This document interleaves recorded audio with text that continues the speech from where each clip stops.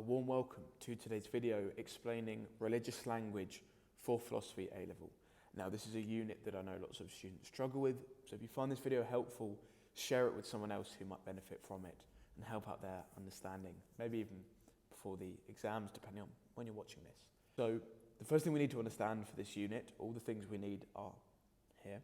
But the first thing is the distinction between cognitivism and non-cognitivism. This is a point students often really misunderstand, so here's what you need to know to get the top marks in the exams. So cognitivism about religious language is that religious language and religious beliefs are the type of thing which are apt for truth and falsity. So they can be true or false.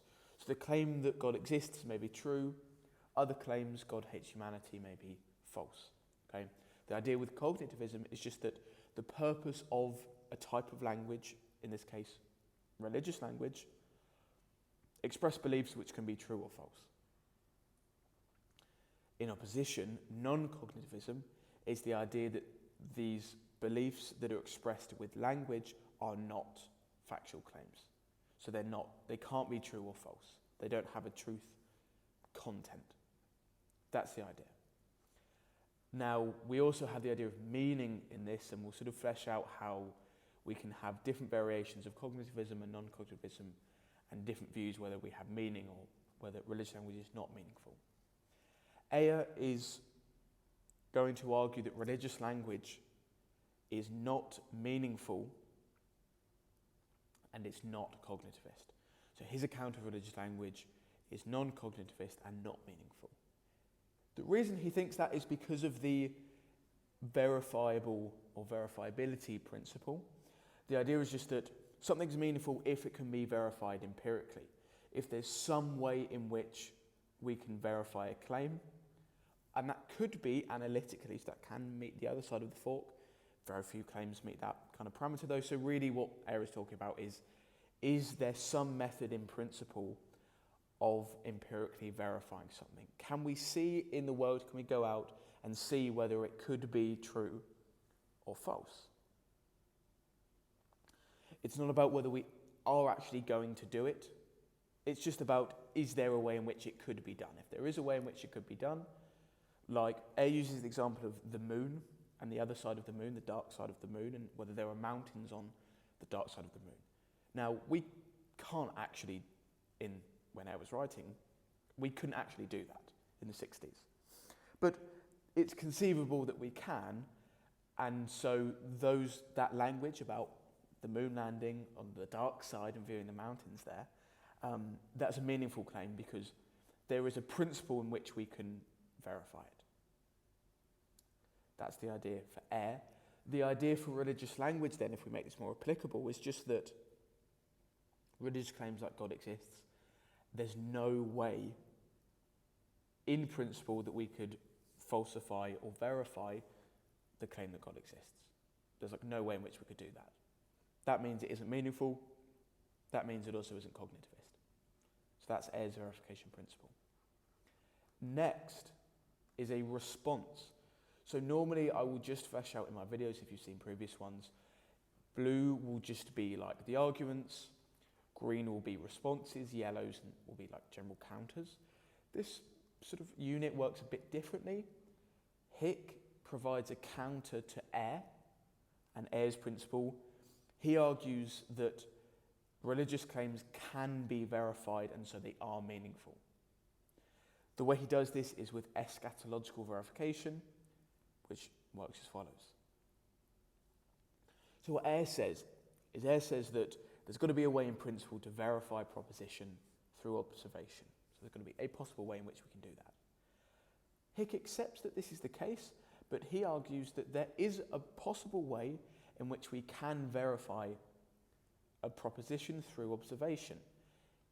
Now he says that after death we can do that. So for Aya, it isn't important whether we could do it now or not. It's just that whether we could do it at all. So for Aya, we couldn't at the time in the 60s go to the back of the moon and see whether there were mountains or not. But it doesn't matter whether we could do it in the 60s or not. It's just about whether there's a possible way which we could do it through observation. Hick says, although we can't verify those claims now, the afterlife is a time in the future, hopefully the distant future, where we can verify through observation religious language and religious claims, religious beliefs. He illustrates this through the celestial city. In your essays, don't paint me the whole story. I've tried to keep the parables really quite brief in this video because that's trying to reflect what I think you should do in your essays. Examiners will read loads and loads and loads of retelling of the same story, all of which won't be quite as articulate as examples from the philosophers themselves. So just try and really slim down the parables and just give me the working parts that I need. You won't lose any marks for that. In fact, you'll gain it because you'll spend less time on the AO1 telling me the story and more time on the evaluation, telling me what's good and bad and what the assumptions are about the parables. I will tell a little bit of it though, so you get the idea.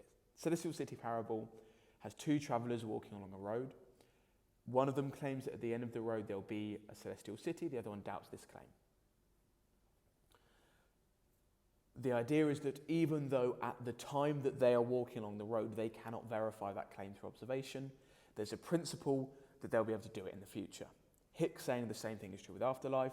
Although we can't do it now, there is a possible way in the future that we can verify the claim. That's the parable. Now, we can respond to Hick and his eschatological verification response, though. There seems something not quite right about being able to use the afterlife as a type of verification. The issue we can really draw out with this is very simple. The idea is just that although we could verify it in the afterlife, we don't know whether there is an afterlife or not. So if it turns out that there isn't an afterlife, then all of a sudden there isn't a place where we can make relevant observations. So if there was an afterlife, then we could, but if there's no afterlife, it's just as plausible that there isn't. Sorry to break that news to you if that's new. So if there isn't a place where there's relevant observations can be made, then we don't have the right conditions. So with air and the moon landing, or the moon observation example, we know that there is a moon and that we could actually get there and we could make relevant observations to falsify or verify certain claims. But with the afterlife, it isn't the same, because although it's true that there could be an afterlife where we could make relevant observations, there might just not be.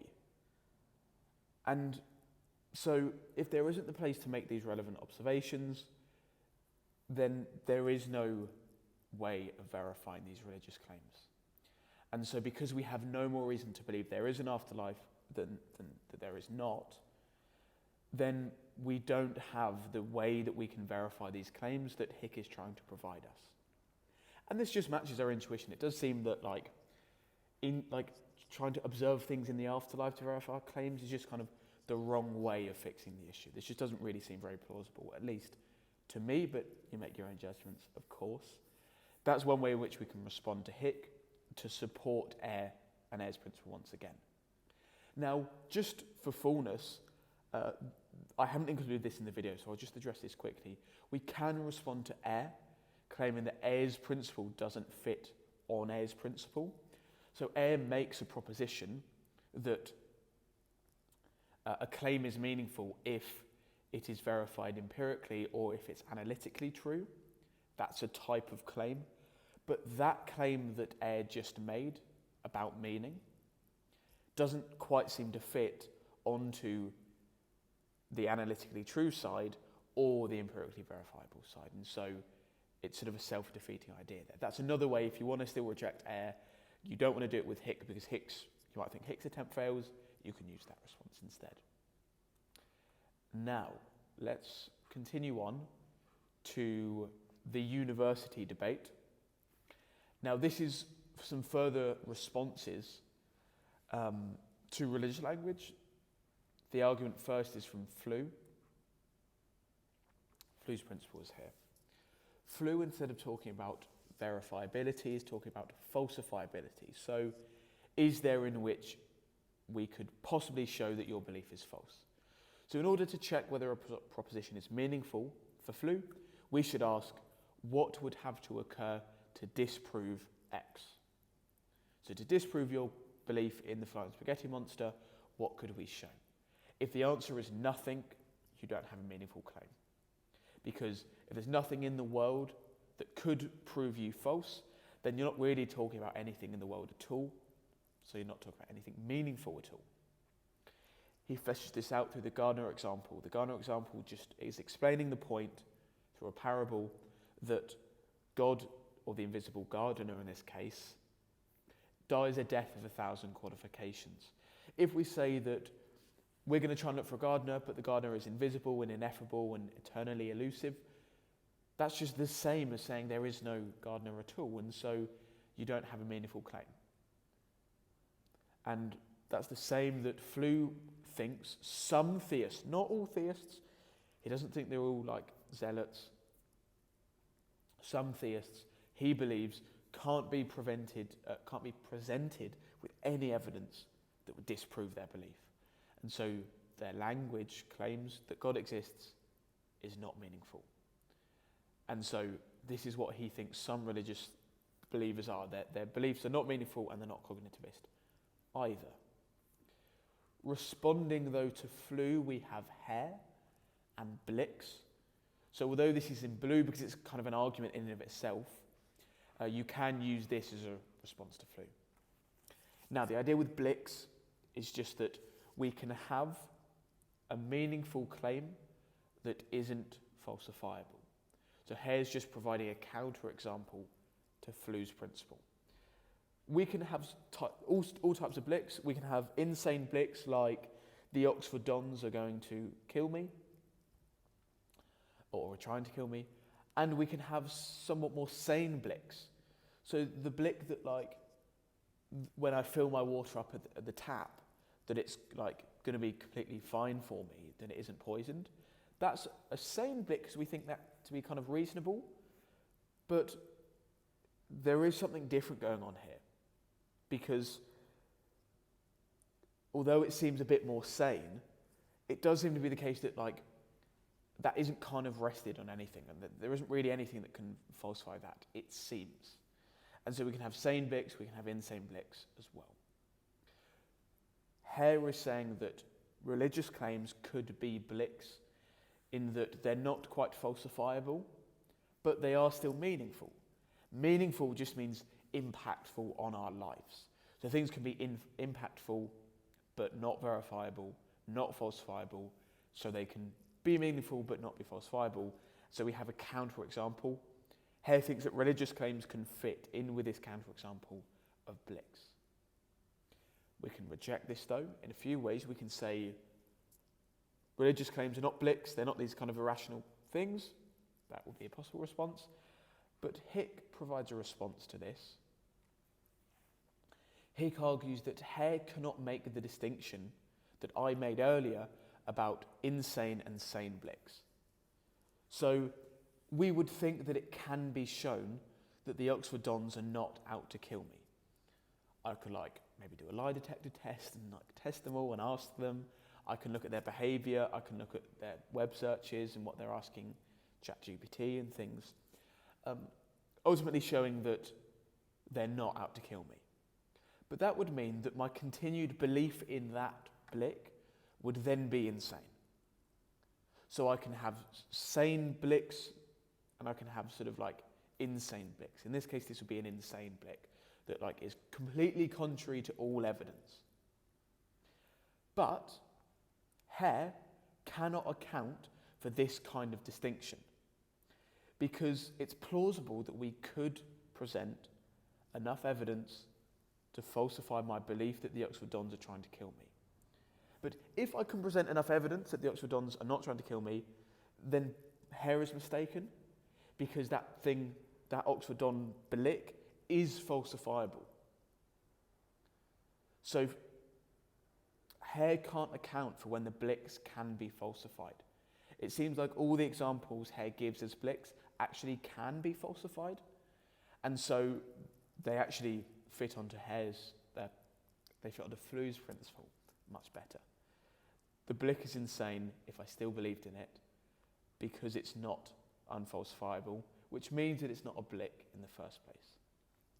That's how we can respond to Hicks. So we can say religious beliefs aren't blicks, and actually even the examples you gave are not blicks either, because we could falsify them and we could show that they're insane.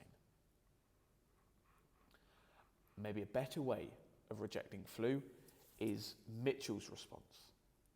Mitchell presents a parable. Now, I've said slim down, reduce the parables when it comes to essays, not for 12s, and 12s flesh them out reasonably so, but in essays keep them slim.